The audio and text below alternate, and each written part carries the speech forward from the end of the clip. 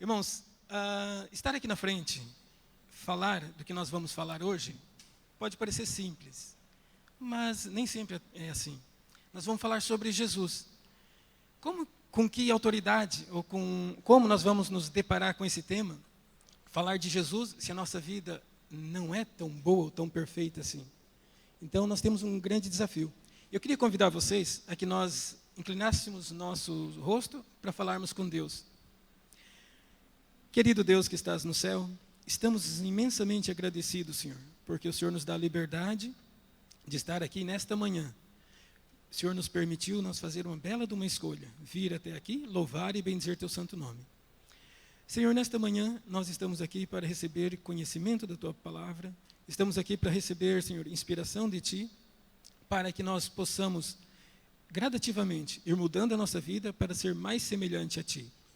Pedimos, Senhor, que teu Santo Espírito possa estar com cada um de nós aqui presente, que possa ajudar que a nossa atenção esteja ligada à mensagem que o Senhor tem preparado para nós nesta manhã.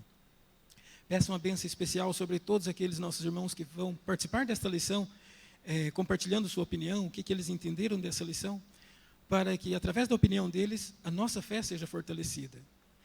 Senhor, usa esse tema desta semana para que possa nos ajudar a transformar nossa vida. Isso aqui eu te peço, em nome de Jesus, amém. Irmãos, não estou muito interessado em falar aqui sozinha. Então eu quero que todos contribuam, participem, porque se só eu falar aqui, então vai ser mais um sermão do que um compartilhamento de uma lição, de um nutrimensário. Nós temos um microfone solto que está andando por aí, e eu gostaria que todos nós, na medida do possível, aqueles que se sentirem confortáveis, levante a mão e faça seus comentários devidamente. Como não vou falar sozinho, eu vou lançar várias perguntas e quero que vocês não sintam vergonha de manifestar a opinião de vocês. Embora pudesse acontecer que alguém desse uma opinião que não fosse muito bem acertada, não tem problema. O importante é que nós manifestamos nossa opinião. Porque quando nós manifestamos o que nós pensamos, isso também nos ajuda a refletir sobre o nosso raciocínio. E Deus pode usar mesmo uma opinião errada nossa para fazer que nós entendamos o que é reto e o que Deus tem preparado para nós hoje. Irmãos, a lição dessa semana, ela é uma continuação de um tema que a gente vem estudando, que é muito interessante, que é falando sobre Jesus, sobre o ministério, sobre como cuidar dos necessitados. E eu entendo que o estudo dessa semana é mais um passo para nós conhecermos um pouquinho mais de quem é Jesus, de quem é aquele que foi capaz de mudar a história. Irmãos, para nós analisarmos a nossa lição desta semana, eu proponho um desafio. Nós estudarmos a lição de uma forma diferente. A primeira parte da apresentação, nós vamos analisar o ponto de vista dos ensinamentos espirituais que a lição traz.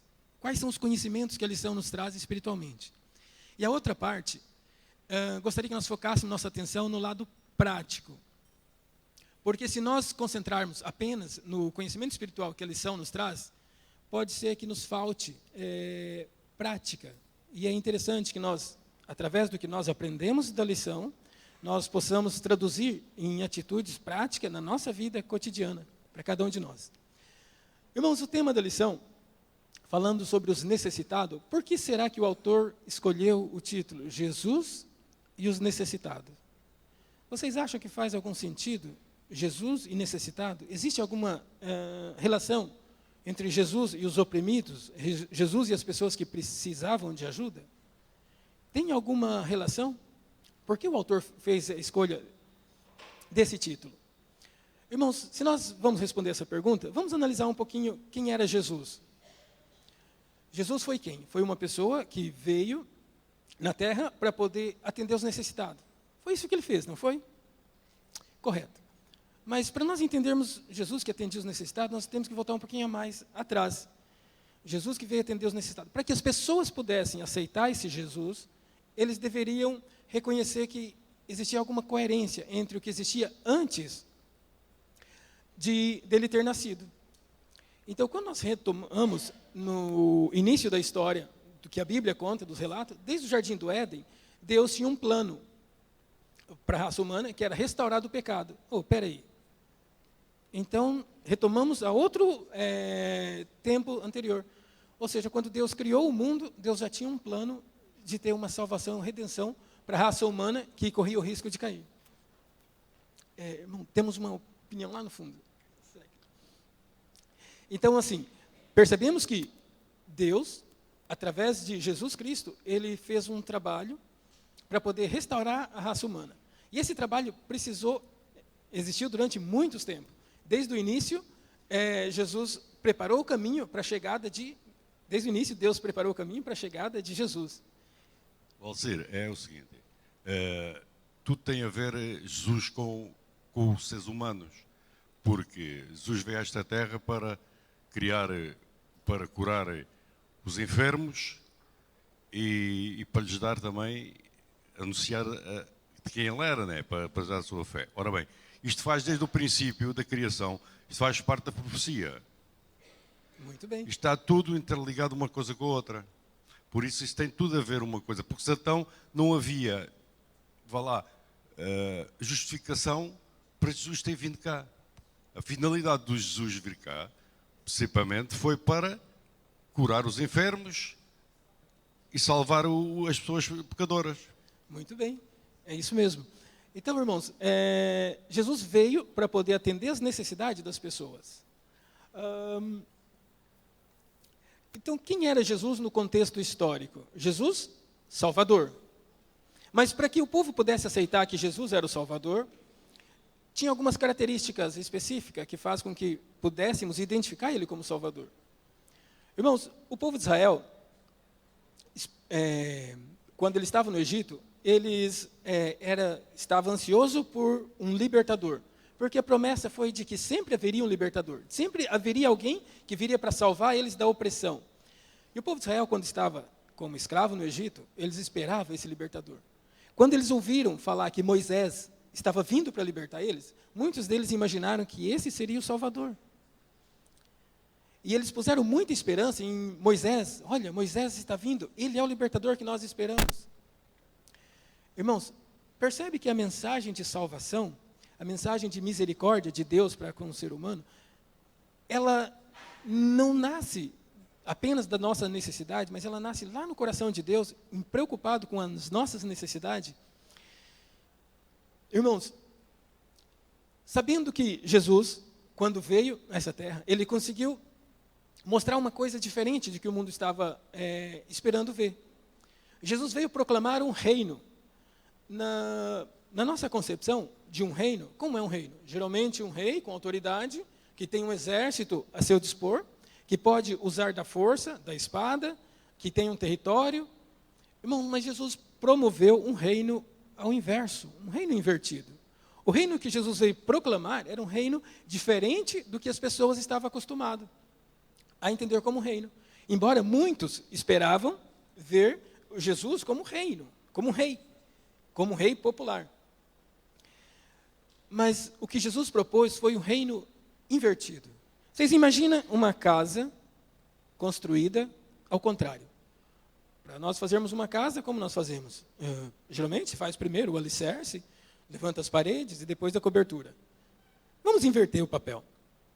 Se nós formos fazer a casa no sentido inverso, primeiro nós construímos o telhado. Não tem sustentação, né? Então vamos pôr o telhado de ponta cabeça, correto? Levantamos depois as paredes e depois o alicerce. Fica certo? Não, não fica. Mas foi isso que Jesus veio fazer. Jesus veio e propôs um reino inverso, um reino diferente do que a sociedade estava esperando. Mas qual era o sentido disso? Na verdade, irmãos, a sociedade é que estava de ponta cabeça. O reino que Jesus estava propondo estava de forma correta. Só que nós, seres humanos, vemos tudo de ponta cabeça. Nós sim achamos que o certo é a nossa forma de ver. Só que Deus sabe muito bem que a forma correta é a forma que Ele faz.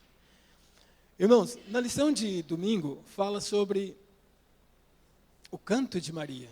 O que representa para nós o canto de Maria? Quando nós lemos sobre o canto de Maria, gostaria que nós lêssemos pelo menos os primeiros 2 ou 3 versículos que fala sobre o canto de Maria.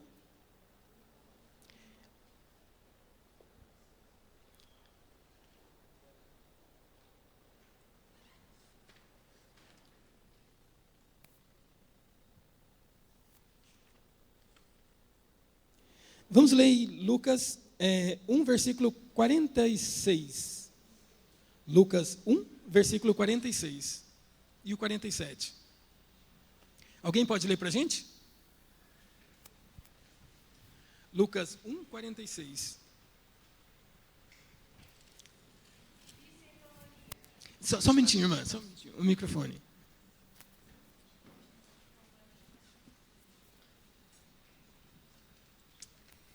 E disse então Maria: a minha alma engrandece ao Senhor, e o meu espírito se alegra em Deus, meu Salvador, porque atentou na baixeza da sua serva, pois eis que desde agora todas as... Mais? Porque me faz grandes coisas o poderoso, e santo é o seu nome. Amém. Muito bem. Irmãos, o que expressa o canto de Maria? O que Maria está dizendo com essa declaração dela? Será que existe algum entendimento nosso? Nós achamos que tem algum sentido o que Maria estava dizendo? Irmãos, o que Maria queria dizer quando ela disse que a minha alma engrandece ao Senhor? Ela estava simplesmente vivendo um momento único dela, exclusivo?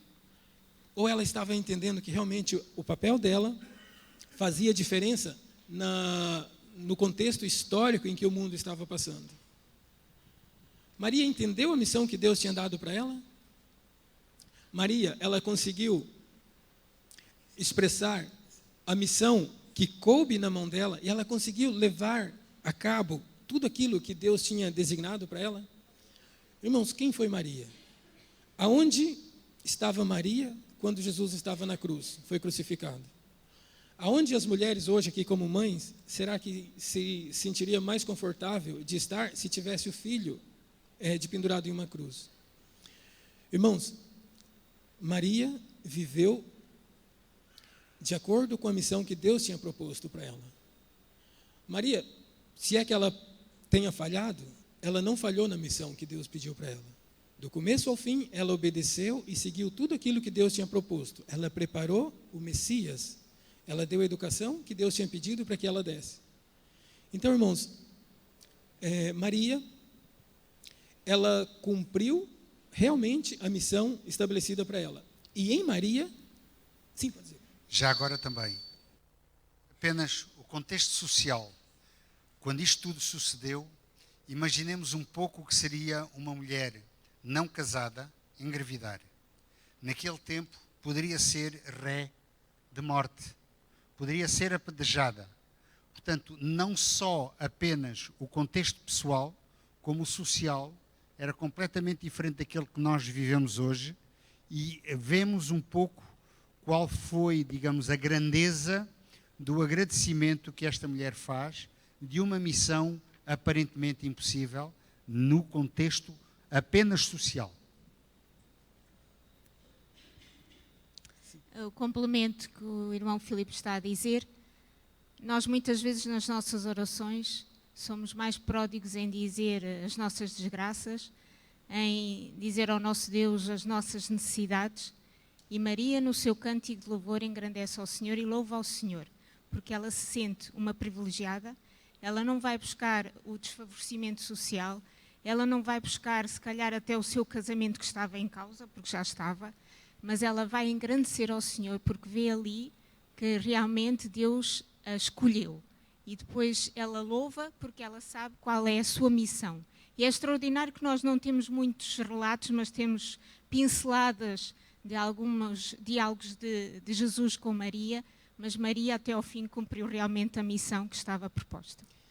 Verdadeiramente, Maria cumpriu a missão dela no meio de uma sociedade que não poderia aceitar muito bem a atitude ou o que aconteceu com ela.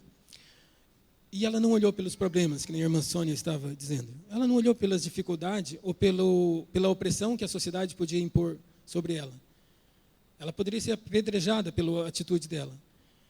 Mas ela simplesmente louva a Deus e aceita a missão que Deus pôs na mão dela para que ela conseguisse cumprir aquilo que Deus tinha designado para ela. Irmãos, na lição de segunda-feira, diz algumas características que ajudaram o povo a identificar o Messias. Quais são as características que é possível nós enumerarmos para poder assimilar quem é o Messias? Quem era o Messias? No versuário da lição, diz alguma coisa. Qual era o papel do Messias? Algumas das características dele. Vamos ler o versuário? Diz assim: o Espírito do Senhor é sobre mim, porque me ungiu para evangelizar os pobres, enviou-me a curar os quebrantados de coração e a pregoar liberdade aos cativos, e dar vista aos cegos e pôr em liberdade os oprimidos, e anunciar o ano aceitável do Senhor. Irmãos, percebe as características para que o povo pudesse entender que realmente Jesus era o Messias? Percebe que, para que o povo não tivesse dúvida de que Jesus era o Messias, existiam algumas características que foi passado de geração em geração, desde o início até a chegada de Jesus? Percebe esse... irmão Felipe, temos alguém lá no fundo, acho que gostaria de participar. Percebe-se que as características foi dada para que o povo pudesse entender. E Maria, quando ela faz o canto dela, ela ressalta isso. Ela ressalta que estava chegando o tempo onde seria dado a liberdade ao povo, onde seria atendida aos oprimidos. Irmãos, percebe o cumprimento das profecias até Maria, até Jesus? Então o povo que era sedento, que era necessitado, quando ouviram aquilo, sentiram que realmente estava diante do Messias. Mas por que a sociedade não aceitou ele como Messias? Por que será que os líderes daquela época condenaram Jesus? O que Jesus representava para eles? O que Jesus representava para o povo? Jesus... A graça? Ameaça. Irmãos, ameaça. E para o povo, o que Jesus apresentava? Libertação, cura. Irmãos, percebe como o reino de Deus estava inverso? Porque para os líderes se sentir ameaçado por Jesus, tinha alguma coisa errada, né? Jesus usava arma? Não usava. Jesus usou o poder dele de persuasão para poder convencer as pessoas a se rebelarem contra os líderes? Não. Jesus tentou destruir os líderes daquela época, dizendo que eles não prestavam? Não, Jesus foi contra as atitudes erradas deles, sabe? E o que ameaçava eles? Sabe, irmãos? Imagine que vocês estão deparando contra o teu adversário. Como é que vocês pode se considerar um derrotado diante do adversário de vocês? Eu gostaria que a gente analisasse um pouquinho. Olha, se o meu adversário souber quem ele é, de onde ele está vindo, o que ele está fazendo, qual é a missão dele, qual é o objetivo final dele, e se ele souber muito bem quem eu sou, a minha derrota é quase certa. Irmãos, era isso que aconteceu com o povo daquela época. Por que eles se sentiam ameaçados? Porque eles sabiam que Jesus sabia quem ele era, sabia que ele tinha sido anunciado ele desde a fundação do mundo. Ele sabia que ele era o Messias que vinha para poder pôr em liberdade os oprimidos. Jesus estava fazendo aquela obra e Jesus conhecia o adversário deles. Então é por isso que ameaçava, por isso que eles se sentiram ameaçados. Não porque Jesus apresentava alguma ameaça em si.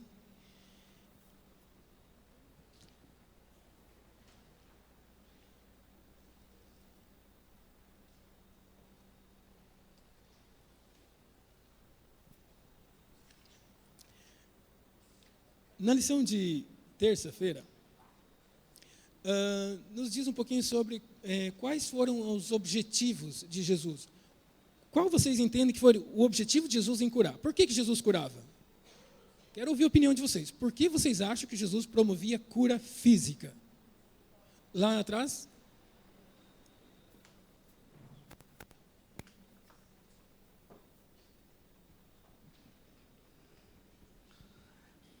Voltando um pouquinho na pergunta que tu fez anteriormente, né, em relação ao que incomodava, né, em Jesus e por que ele era tão perseguido. a verdade incomoda, né? E como foi nos tempos de Jesus e nos tempos dos pregadores depois de Jesus, a verdade sempre impactou e sempre incomodou. Então, tiveram que ser eliminados e calados, né? E hoje não é diferente, né? A verdade hoje que é pregada do Evangelho incomoda, porque vai contra ao que o mundo hoje prega. É por isso que nós somos considerados lá fora fundamentalistas. E vai chegar um momento em que nós também vamos ser perseguidos, né? E talvez, quem sabe, né? Talvez alguns de nós até eliminados. Exato. Né? Já começa a incomodar muitas vezes dentro da nossa própria casa. Tenho certeza que algumas pessoas aqui passam por isso. A pergunta que tu fizesse agora dentro, que eu imagino, por que Jesus Promovia a cura. promovia a cura? Nós discutimos isso lá embaixo. Jesus sempre se preocupou, em primeiro lugar, com o bem-estar do ser humano, né? Em que ele estivesse bem fisicamente, com saúde, e eu penso que através de uma pessoa saudável, a pregação, o entendimento da palavra de Deus, do que é a verdade, fica muito mais fácil de ser assimilado. Jesus nunca usou de força ou de algum esforço para tentar convencer ninguém. Mas Jesus sempre se aproximou, procurando entender qual era a necessidade da pessoa, para que depois, então, ele pudesse realmente pregar, evangelizar, enfim. Então, acho que o fundamental era isso, que a pessoa estivesse bem, com a sua plenitude, para que depois ela pudesse assimilar. Porque hoje ninguém doente, uma pessoa doente, com limitações, a dificuldade é muito maior. Então, eu penso que esse seria um dos motivos, né? Jesus. Ok, muito bem. Irmãos, Jesus... Já agora, só para Sim, acrescentar. sim, pode complementar. Não é por acaso que a Organização Mundial de Saúde define como saúde o pleno bem-estar físico, mental e social. Portanto, são 3 vertentes. Esquecendo-se uma vertente tão importante, esta que Jesus nunca esqueceu, que é a parte espiritual. E saúde não é, como diz também a Organização Mundial de Saúde, a simples ausência de doença. Não é só não ter um mal-estar físico. Jesus começava pelo físico, porque seguramente naquela altura a condição social e de saúde não seria muito semelhante à nossa. Provavelmente não teríamos um serviço de urgência aberto 24 horas e de quem os adventistas muitas vezes também beneficiam, porque ao sábado também há quem trabalha. Isto é uma pequenina deixa só para nós percebermos porque é que alguns profissionais de saúde, como no meu caso, nunca recusei fazer nenhum serviço de urgência ao sábado. Isto é apenas um pequenino testemunho, porque se eu não o fizesse, alguém tinha que fazer no meu lugar. E o mandamento de Deus diz que nem tu, nem teu servo. E alguém que está a fazer o mesmo que eu faço, é meu servo, teoricamente. Portanto, estamos gratos por isso. Naquela altura não havia. Portanto, a grande necessidade física fazia com que Jesus interviesse onde havia maior necessidade. E a partir daí promovia então a saúde na sua plenitude. Ou seja, o bem-estar físico, mental, social e espiritual. Certo, interessante. Então, Jesus, ele promovia a cura para poder promover o bem-estar das pessoas, para que as pessoas tivessem um bom raciocínio, para poder entender a mensagem, compreender o contexto onde ele estava vivendo. Nós falando de Maria, Maria entendeu o contexto que ela vivia, Maria aceitou a missão e Maria viveu aquilo que ela entendeu e a missão que Deus tinha passado para ela. Hoje, Deus também propõe para a gente que nós também entendamos aonde nós estamos. E Jesus curava para que as pessoas pudessem ter esse entendimento, para que as pessoas pudessem entender que existe salvação. É muito difícil você chegar e falar para uma pessoa, pregar para ele apenas de salvação, se o problema dele pode ser fome. Como você vai falar de amor para alguém que está morrendo de fome? Não, mas Jesus ama. Olha, fica difícil entender. Talvez seria mais fácil seguirmos o exemplo de Jesus. Ele primeiro atendia às necessidades das pessoas. Jesus se identificava com elas, se punha no lugar deles, curava eles e depois falava, segue-me. Ele não dizia primeiro, segue-me e depois eu vou curar vocês. Irmão, Sim. um homem doente não consegue adorar a Deus. Então, daí, Jesus curar primeiro para que o homem tivesse apto para a adoração. Uma pessoa depressiva, por mais que ela queira, ela não consegue adorar a Deus. Eu já passei por isso e sei o que isto significa. Mas não quer dizer que não haja saída para a depressão. Com Jesus dá. Amém. Eu sou prova disso. Amém. Irmãos, olha, nesta hora, quando a pessoa está doente fisicamente, é onde as nossas orações intercessórias podem fazer muita diferença.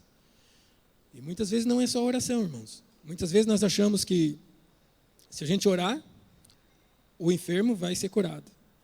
E às vezes, irmãos, Deus pede um pouquinho mais do que orar. E nós às vezes contentamos, não, eu vou orar por você, irmãos. E às vezes o que a pessoa precisa é de outra coisa. Às vezes precisa apenas de uns 5 minutos do nosso tempo, da nossa atenção. Só um minutinho, irmã, temos aqui, depois lá atrás. É interessante que o verso áureo é muito, muito apelativo. O ministério de Jesus era um ministério ativo. Os verbos que aqui estão são evangelizar, são curar, são dar, anunciar, apregoar. Ou seja, Jesus não tinha um ministério estático. E talvez por isso tivesse tanta oposição. Porque para nós hoje que estamos aqui, é mais fácil às vezes falar do que fazer. Exato. E Jesus fazia. E por isso depois as pessoas seguiam as suas palavras. E certamente isto é um alerta para cada um de nós. As pessoas eram rejeitadas porque não tinham acesso ao templo, porque eram doentes, porque eram desprezados socialmente. Também nós hoje podemos ter as portas abertas da igreja, mas estarmos, se calhar, a barrar a entrada a muitos que precisam da salvação. Portanto, para nós, temos que ter um evangelho prático. Não é só porque temos reuniões de oração, porque estamos aqui ao sábado a louvar o nosso Deus, mas depois, quando saímos daqui, há que fazer. Muito bem, irmã. Muito bem. Lá atrás também temos uma opinião.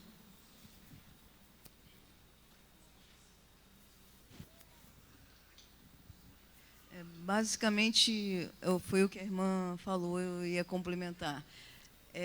Jesus veio aqui na Terra mostrar na prática o que a Bíblia toda falou o tempo todo, que é o amor. Entendeu? E hoje o que falta no nosso povo é realmente praticar esse amor. Entendeu? Falar, orar, tudo é importante. Entendeu? Mas o estender a mão, na sua essência, é o que está faltando hoje. E é isso que está precisando no povo de Deus. A semelhação de Jesus é parte para a prática, entendeu? A igreja está muito estática hoje em dia. Muito bem. Irmãs, aproveito o que a irmã está dizendo, que falta prática, como a irmã Sônia disse também, falta vivência, falta pôr na prática o que nós aprendemos na teoria, ou aprendemos nos contextos. Irmãos, se nós vamos a nível global, vamos analisar a deficiência que há em todos os continentes, podemos dizer que na África pode haver um tipo de deficiência, um tipo de pobreza. Podemos dizer que na Ásia existe um tipo de pobreza diferente. Podemos dizer que na América também existe uma pobreza diferente. Na Europa também existe uma pobreza diferente. Talvez não seja só a pobreza financeira. Mas Jesus veio para lidar com todas as pobrezas. Jesus trouxe a fórmula secreta: atenda aos necessitados. Essa era a forma prática de Jesus. Então, se o necessitado precisa de comida, dá-lhe de comida. Se ele precisa de um exemplo de vida, então que nós demos o nosso exemplo de vida. Se eles precisam de orientação, então que a nossa vida seja uma orientação para essas pessoas. Que a nossa vida seja prática, seja vivida. Irmãos, na lição de quarta-feira, já fala sobre atitude, Jesus em ação. E menciona o momento em que Jesus foi ao templo e fez uma bagunça lá com o que se estava fazendo dentro do templo. Por que vocês acham que Jesus foi capaz de fazer aquele tumulto todo no templo? Qual era a finalidade do templo? Jesus tomou atitude porque o templo era uma finalidade. Qual era a finalidade do templo? Este é certamente um episódio que, lido assim de repente, dá a ideia que Jesus se descontrolou, não é? Mas ele não se descontrolou, ele reagiu.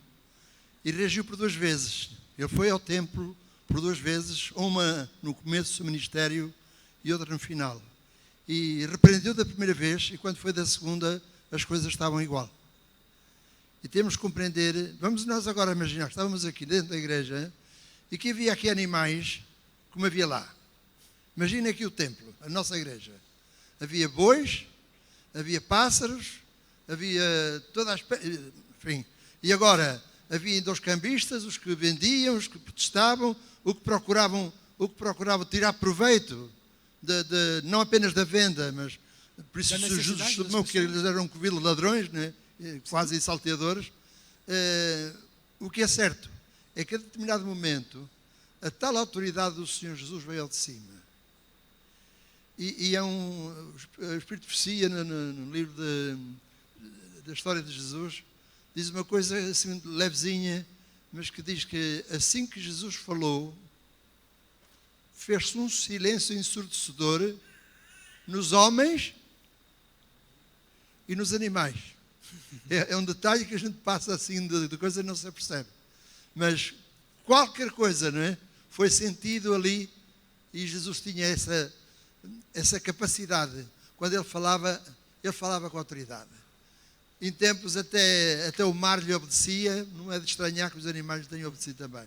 O que é certo é que quando Jesus expulsou os cambistas, portanto, que estavam lá dentro a fazer os seus negócios, fez-se um vazio ali dentro, foi? Eles saíram, quem é que veio a seguir? Vieram todos os pobres, os necessitados, os aleijados, e preencheram o templo. Vejam como, quer dizer, dentro da igreja, dentro do templo, estavam os negociantes. E aqueles que precisavam estavam fora. E felizmente foi isso que Jesus veio fazer. Temos a atenção também, como aqui já foi dito, que não é importante estarmos aqui, é importante certamente darmos lugar a outros e convidá-los a vir também. Amém. Muito bem esse comentário. Aqui também temos o comentário do irmão Carlos.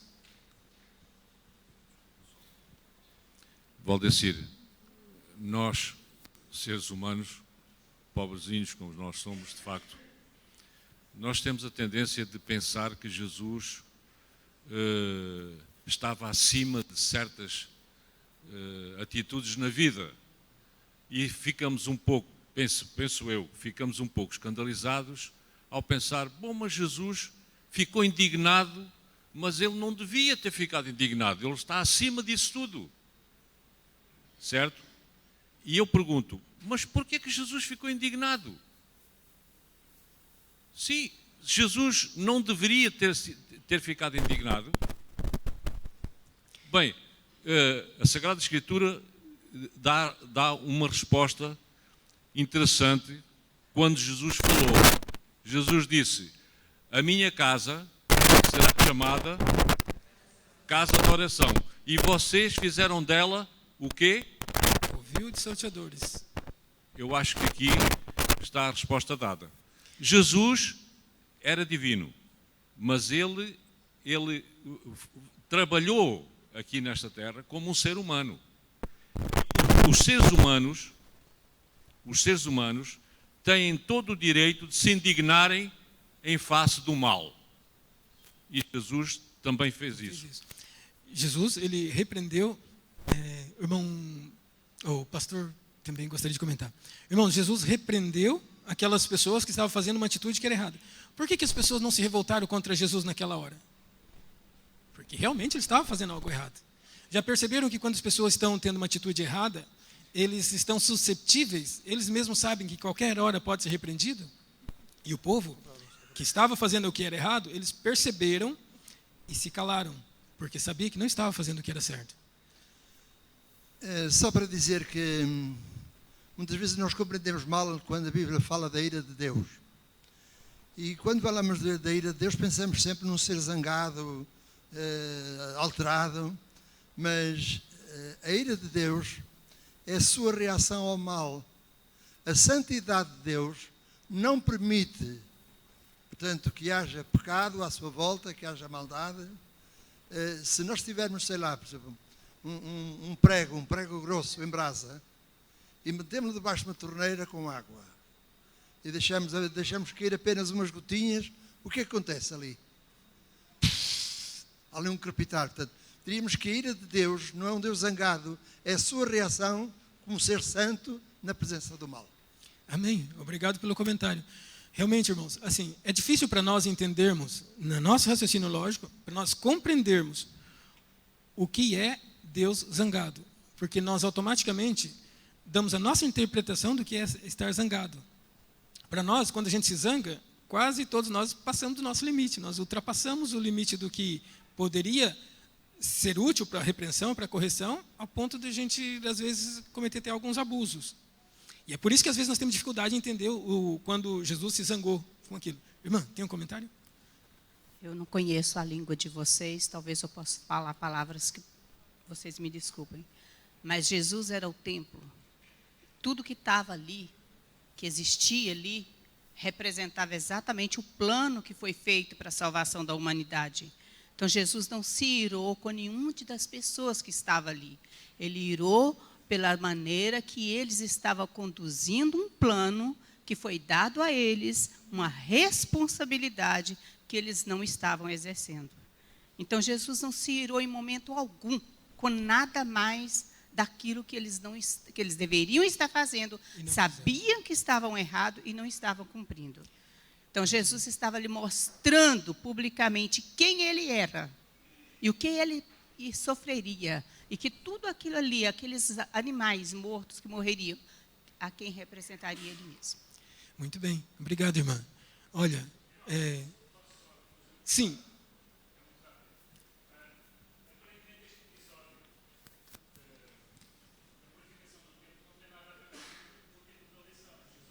Necessidades.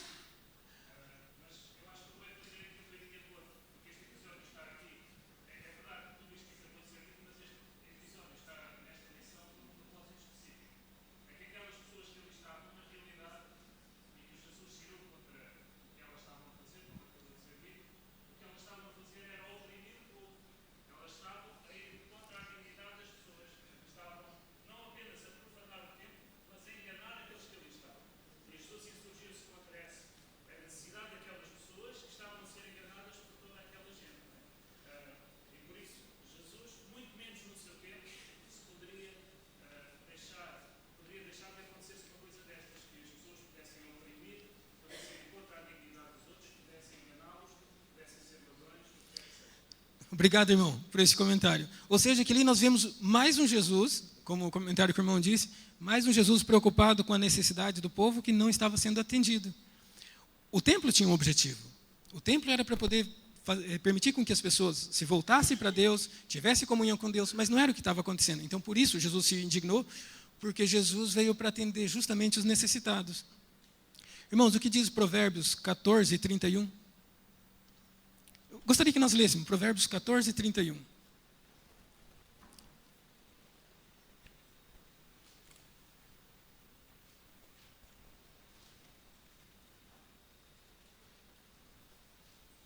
Quem pode ler para a gente? Provérbios 14, 31. Alguém levante uma mãozinha aqui na frente. O que oprime ao pobre insulta aquele que o criou, mas o que se compadece do necessitado honra-o. Olha, irmãos, esse verso diz muito. Aquele que oprime o pobre, oprime o necessitado, está maltratando a quem? A Deus. Porque Deus se importa com o necessitado. Não só com o necessitado financeiramente, não só, mas com todas as necessidades. Todo ser humano, quando tem uma necessidade, ele é uma pessoa que está dependente de Deus e que precisa de Deus. E quando nós oprimimos qualquer pessoa, por qualquer motivo, nós estamos ofendendo a Deus. E aí, Jesus se indigna contra essa atitude nossa. Irmãos, o nosso tempo está indo e eu gostaria que nós não perdêssemos muito tempo para a gente poder tirar um pouquinho melhor o suco da lição. Qual foi o segredo do sucesso de Jesus ao morrer na cruz?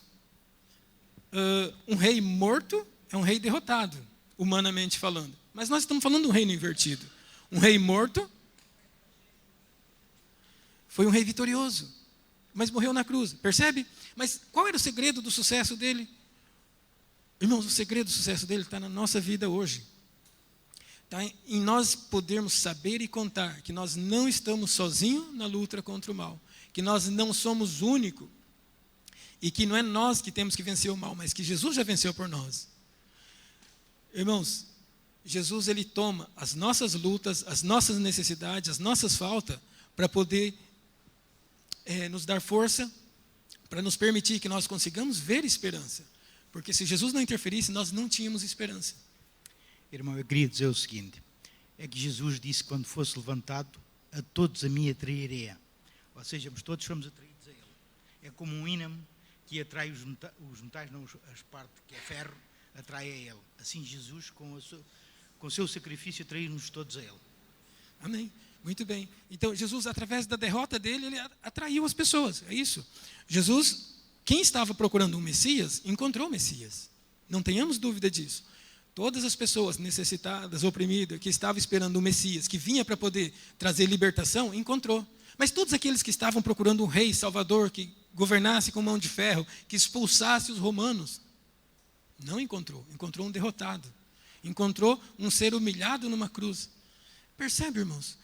Agora eu gostaria que nós partíssemos mais para a parte prática, embora nós tenhamos pouco tempo. Esse Jesus, que foi derrotado na cruz, para quem esperava um rei. O que ele representa para você hoje? O que Jesus representa na tua vida hoje? Amanhã, quando você não estiver aqui na igreja, quem é Jesus para você? Quando você estiver andando na rua, o que você sabe de Jesus, o que vai mudar na tua atitude? Irmãos, quem é Jesus? É o Salvador? Ou você está esperando um rei que te dá liberdade financeira, que te dá segurança, status social? Quem nós estamos procurando em Jesus? Se nós estivermos procurando em Jesus um rei, que dê status, que te dê proteção e segurança, que dê um bom emprego, que dê uma boa casa, olha, irmãos, pode que nós encontramos um ser humilhado na cruz. Agora, se nós estivermos procurando em Jesus alguém que salva, que liberta do pecado, que tira as amarras, que afasta nós de Deus, podemos encontrar um Salvador, um Redentor capaz de nos dar a salvação e a libertação. Irmãos, Maria, ela chegou a saber quem ela era. E você, sabe quem você é? Qual a missão que Deus deu para você? Você sabe a missão? Maria chegou uma hora que ela fez, através do canto dela, ela disse que ela sabia quem ela era, que ela sabia a missão que cabia para ela. Irmãos, sabemos quem nós somos, sabemos a missão que Deus confiou em nós, temos a certeza disso? Irmãos, Maria, ela deu toda importância para a missão que Deus pôs na mão dela. Estamos nós dando toda a importância para a missão que Deus pôs na nossa mão? Estamos realmente vivendo? Ou será que nós vivemos diante de uma máscara, que diante da igreja temos uma função, diante da sociedade outra função, e usamos uma máscara em uma e outra máscara em outra? Entendemos realmente a nossa missão? Maria entendeu. E Maria, mesmo tendo o próprio filho crucificado na cruz, ela esteve lá. Com sofrimento, com dor, mas lá ela estava encontrando realmente o Salvador. Porque durante muito tempo Jesus era filho. E lá na cruz, Jesus deixa de ser só filho e passa a ser o Salvador mesmo. Passa a ser aquilo que todos esperavam. Irmãos, Maria encontrou um Salvador. E nós? Será que vamos encontrar um Salvador? Irmãos, as características que fizeram identificar Jesus como Messias... desculpa, irmão, pode comentar. Eu gostaria só de salientar, portanto, a grande estratégia de Jesus, que era ir ao encontro das necessidades das pessoas e depois sim ministrar ir de encontro às outras necessidades, nomeadamente as necessidades espirituais. Também gostaria de salientar, eu também tenho olhado um bocadinho ou pensado um bocadinho acerca do que é que pensam as pessoas necessitadas, aflitas, esfomeadas no mundo e que vivem ao nosso redor acerca destas palavras. Se eles lessem estas palavras da missão de Jesus, o que é que eles pensariam? E qual é o nosso papel agora aqui na Terra? Jesus já não está mais presente fisicamente entre os seres humanos. O que é que eles veem em nós? Amém. Como é que eles podem fazer este transporte? Será que acreditarão nestas palavras ao verem as nossas vidas? Tenho dúvidas às vezes. Gostaria também de salientar aquilo que a irmã que está atrás de mim há pouco disse. Estamos muito estáticos neste papel de fazer compreender ao mundo qual era a missão de Jesus e qual é a nossa missão atualmente. Amém. Obrigado, irmão, pelo comentário. Irmãos, olha, Jesus veio, viveu, como o irmão disse, morreu e acabou a vida humana dele na terra. Mas ele deixou uma missão, e essa missão é nossa. O que nós estamos fazendo com ela? Estamos atendendo os necessitados?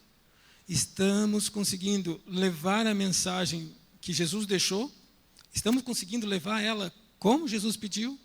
Estamos preocupados com as necessidades das pessoas? Estamos atendendo primeiramente as necessidades? Ou estamos primeiro tentando evangelizá-las? Jesus primeiro atendia as necessidades e depois dizia, olha, vem e segue-me, mas primeiro atendia as necessidades.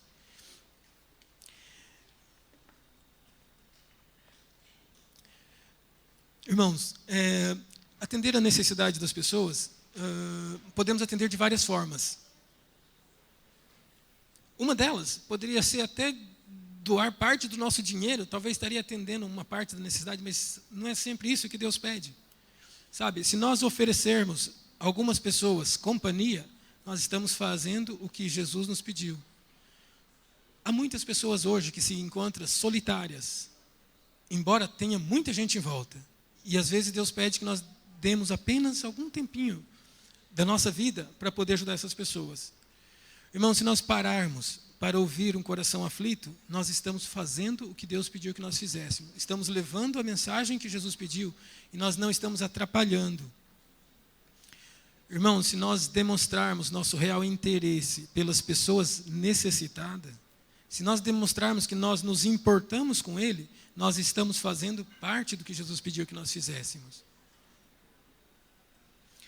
Irmãos, gostaria de, só para que nós encerrarmos a nossa lição, imagine que vocês acordassem hoje, 7 horas da manhã, e olhasse o extrato bancário de vocês e tivesse 85 mil euros, mais ou menos, em dinheiro na tua conta, e nesse dinheiro aparecesse um rótulo assim, olha, você precisa usá-lo todo no dia de hoje, não acumula para amanhã. Todo esse dinheiro você vai ter que usá-lo, pode usar para o que você quiser. Como nós usaríamos? Qual a finalidade que nós daríamos a mais ou menos uns 85 mil euros? Sabendo que amanhã o saldo seria zerado. O que nós faríamos? Olha, eu compraria um carro bom, compraria uma casa, bom, entre uma casa e um carro o dinheiro já não dá, então já é pouco, não dá para fazer tudo isso, caramba. Então, irmãos, o que nós faríamos com esse dinheiro? E se nós soubéssemos que chegasse no final do dia, nossa conta seria zerada, se nós usamos, se não usamos, desaparecia, mas no outro dia aparecesse mais 85 mil euros de novo. Opa, o que nós faríamos? Irmãos, sabe o que Deus nos dá? Deus dá mais ou menos 85 mil euros, mas não em euros. Trocamos os euros, cada euro por 1 segundo. Então Deus pede que nós ajudamos as pessoas. Então, não necessariamente você pode ajudar dando dinheiro, mas você pode ajudar dando o seu tempo, dando o seu ouvido, a atenção para alguém que precisa. Irmãos, um sorriso de alguém pode transformar a vida de outra pessoa. Sabe? Uma palavra franca, honesta e sincera pode mudar a vida das pessoas. Há muitas pessoas que estão desamparadas, desesperadas, e o simples olhar franco, com ternura, pode fazer com que essas pessoas mudem. Foi isso que Jesus fazia. Jesus olhava a necessidade, atendia as necessidades, e as pessoas queriam seguir Jesus. E Jesus até para alguns disse, olha, você não me segue, você vai lá para a tua família. Vai lá, atende eles lá. Mas as pessoas queriam seguir a Jesus. Por quê? Porque isso transformava. Eles percebiam que Jesus atendia as necessidades deles. Havia muitos também, que depois de receber a ajuda de Jesus, eles procuravam em Jesus outra coisa. Quando Jesus fez a multiplicação dos pães, no outro dia tinha um monte de gente procurando ele de novo. Olha, você serve para ser o nosso rei, porque você nos sustenta. Procurando em Jesus recursos materiais para saciar a fome física. Irmãos, em Jesus nós também podemos encontrar o alimento que nos sacia fisicamente, mas nós encontramos um alimento mais rico. Nós encontramos a água que sacia a nossa sede. Nós encontramos o alimento que nos mantém em pé. E esse alimento que transforma a vida, não só a nossa, senão a dos outros. Quando nós experimentamos a transformação que Jesus propõe para nós, irmãos, a vida das outras pessoas também são transformada. Principalmente das pessoas que estão à nossa volta. Uma vida transformada é capaz de transformar outra vida. Irmãos, quão agradável é estar do lado de alguém que tem uma comunhão com Deus. Todos nós nos sentimos bem. Nossa, eu me sinto muito bem quando estou do lado de alguém que você percebe que da boca daquela pessoa saem palavras ricas, que enriquece, que traz conforto, traz paz. Irmãos, Deus nos chamou para ser essa pessoa, que possamos dar conforto, dar paz, que possamos atender a necessidade das pessoas que precisam. Irmãos, Jesus e os necessitados. E a minha pergunta é, eu e os necessitados. E aí, como que fica? Jesus não está mais aqui. A missão ele delegou. Os discípulos também já não estão mais aqui. Estou eu. E agora? Vou atender o chamado de Jesus? Vou conseguir atender os necessitados? Irmãos, solidariedade não se terceiriza.